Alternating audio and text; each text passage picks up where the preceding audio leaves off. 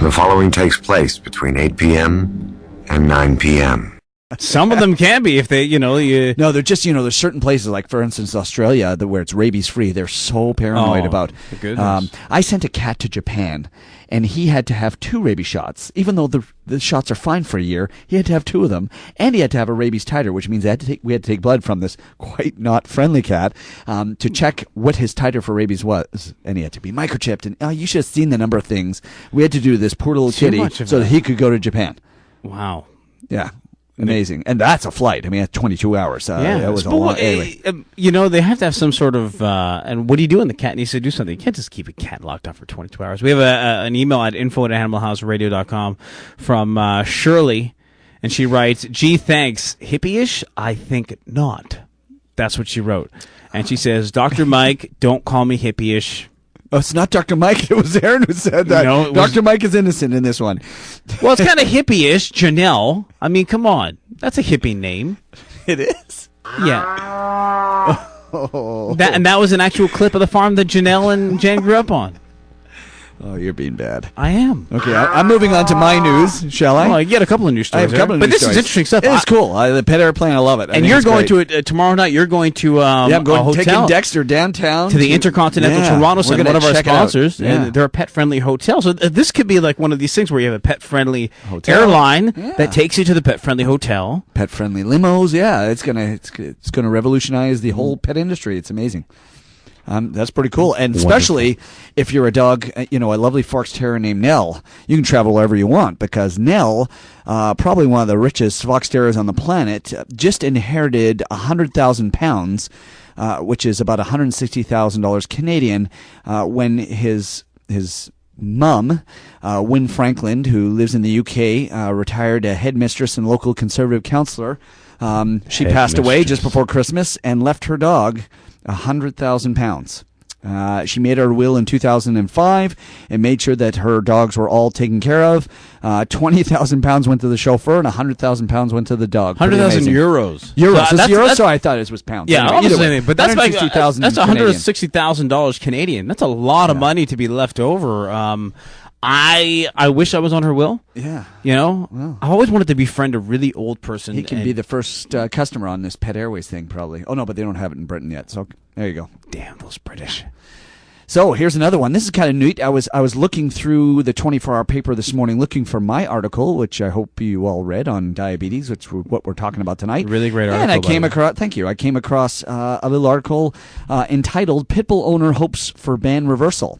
And there's a civil rights lawyer named Clayton Ruby who put together a couple of quotes here that I want to read to everybody that I think are totally true. We should try to get Clayton on the show. Yeah, it'd be great. But here's what he said. He says, "It's important to take every step we can against breed-specific legislation, which assumes that it's the nature of the breed that creates danger, when in fact it's the owners who create danger." And I totally agree with that. And we brought that up. Yeah. I brought that up to the premier of this country, but the premier of Ontario. That's right. We sat down in his office, and what did I say to him? I said, will you give the right to the vet to basically look out and deem that this dog is dangerous to society rather than this breed?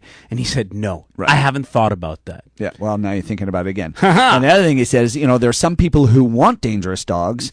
If you ban one breed, then they're just going to quickly go to another. And that is so true because there's a lot of other sort of aggressive type breeds, and people are starting to come in with those guys. I mean, I've never seen as many of certain large breeds that potentially can be aggressive as I have seen since the pit bull ban. And finally, he goes on to say, and this is very true, there's no scientific or statistical basis to conclude that dogs captured by the definition of quote-unquote pit bulls are more dangerous than other dogs. I totally agree. I had an adorable little Chihuahua today who tried to take my ear off. And what makes that adorable? And he wasn't a pit bull, but boy, he didn't like me very much. But you know what? And this argument comes to, for people who are out there and don't understand the argument, put it in terms of the drug war. Basically, you can just say, hey, the country, Canada, the United States, they want to eliminate marijuana. Okay, so marijuana goes down, but other drugs come up. So you have heroin that comes up, cocaine that comes up, all these other drugs that come up. So if you eliminate one on that basis, other things are going to rise, right? So, right now, actually, when you're trying to, in the United States, they're trying to eliminate heroin and crack cocaine and those types of drugs. And what's happening right now? Use of marijuana is rising.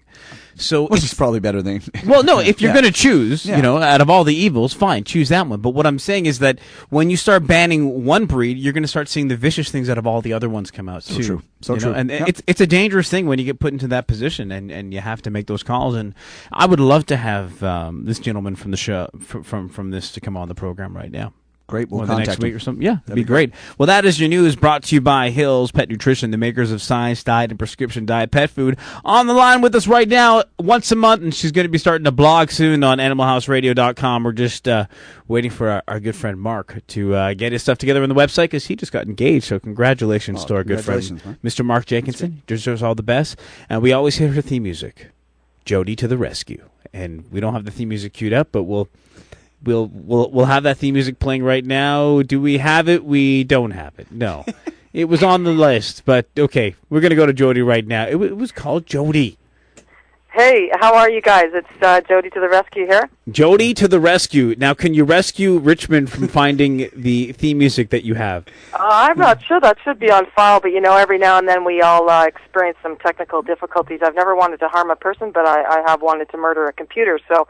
it's probably something technical. Wait, Jody, hold on. I have something right now. I'm going to redo the intro. You ready? Awesome. Ladies and gentlemen, the woman who saves not only the universe, but saves a little bit of my soul every single month, Jody to the rescue on Animal House Radio.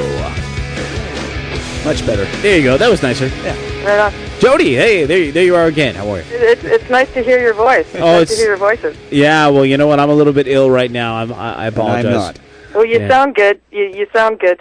Well, thank you. I'm the young, non-fat, disgusting Elvis version of when. Well, that's right. I'm kind of looking at you right now, Aaron. I'm in my office up north, and I've got a big silhouette of the young, hunky Elvis hanging on my wall here. So. Wow. You be proud. You be proud. That's why I keep calling me back. Let me ask you something. Have you ever been to Regina? No, I have not. Well, our good friends Sid and Shirley want to put you up. They want to put you up on the farm. Janelle. Oh, well.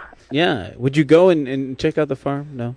Absolutely. Regina's on our list of places to go and find pet and animal people that are trying to make life better. Awesome. I don't know why we have sound effects. I got to tell you one thing. I went into Westside Animal Clinic, Westside Animal Hospital the other day, and I have to tell you, there was a stack load of your magazines, and now there's like hardly any left. So people are obviously picking them up. They really do enjoy them. They like them. Yep. Yeah. So good feedback. The magazines are always free, and they are distributed across the country. So I'm glad to hear that they're being picked up. You got it. So, Jody, what are you rescuing this week? What can you tell us? What is going on with you this week? Well, guys, I have a couple of different events I wanted to tell our listeners about. Spring has sprung, and you're probably aware that it is dog walk raising fund season. Lots of different dog walks going on, different fundraisers for nonprofit organizations, especially with the global economic crisis, which I call the GEC. It's short form. To heck with the GEC. So we have two different organizations, and they're both umbrella organizations, meaning that they both assist numerous organizations. So, and they're all rescue-focused. One is they'll be at Woofstock, which is it's here in Ontario, and that is taking place. It's called Canine Rescue Me, and they have a walk on Sunday, June the 14th. So I'm telling our listeners about this event so that they might be able to go to the website and print off a pledge form and raise some funds and come on out to Toronto and participate at Woofstock. It's a lot of fun, 2-day weekend. We're going to try and get out there this year. I hear it's really good. Yeah, it is. It's pretty groovy, man. It's what are you, a hippie? Everybody's a hippie. It's pretty groovy. Hey, well, you got to be a hippie if you're going to be at Woofstock. So that is at the St. Lawrence Market in Toronto, and again, it's Sunday, June the 14th. And people can go online to print off the pledge form at K9, like K and then the number 9, rescueme.com.